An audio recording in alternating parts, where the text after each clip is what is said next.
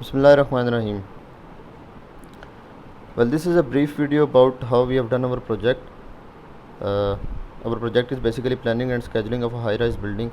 It is located at Askari 13. It is basically a living. It is basically a living apartment or living apartments in a building. It has 10 floors including ground floor. The first step we have done is WBS. WBS is basically work breakdown structure. It means that breaking down the whole project into some sort of deliverables or sub-deliverables. So I'm going to show you WBS of our project. Here you can see the WBS of our project or work breakdown structure. I'm going to zoom in. So this is the main building and we have divided it into deliverables, and then these deliverables are divided into sub deliverables, as you can see.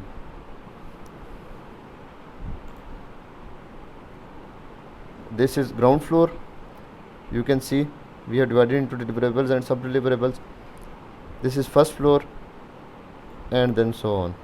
You can also watch this in Gantt chart view. You can see this. So the second step is populating activities. Populating activities mean assigning activities to these deliverables or sub deliverables of WBS. You can see these are the activities we have populated. The third step is giving durations to these activities.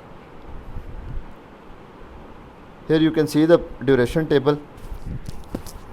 Durations are basically the planned values or the time in which these activities are going to complete. Remember, these are the planned values, not the actual values.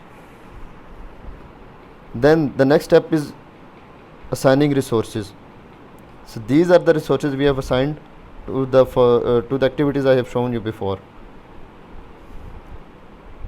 As you can see, I'm going to select an activity, excavation,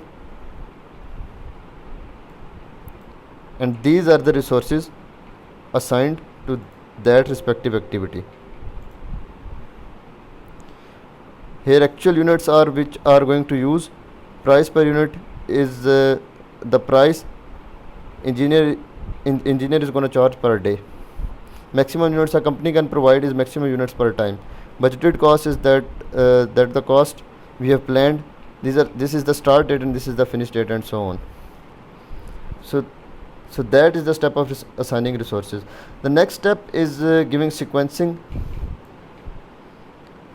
Sequencing is basically marking that which activity is a predecessor and which activity is a successor.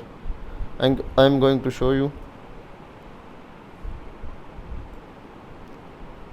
As you can see, these are the two activities and they have a relation of finish to start. This means that when this activity would be finished, then this activity would be started. So they have a relation of finish to start. So this process is known as sequencing or marking predecessor or successor. In this particular case, this is the predecessor and this is successor. Then the last and the final step is we are going to do is scheduling. So we schedule the project. We have scheduled only for ground floor.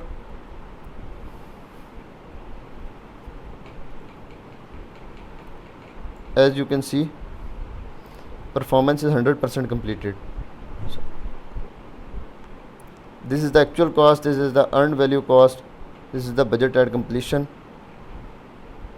So this is basically the introductory video about our whole project. You can also watch the graphs.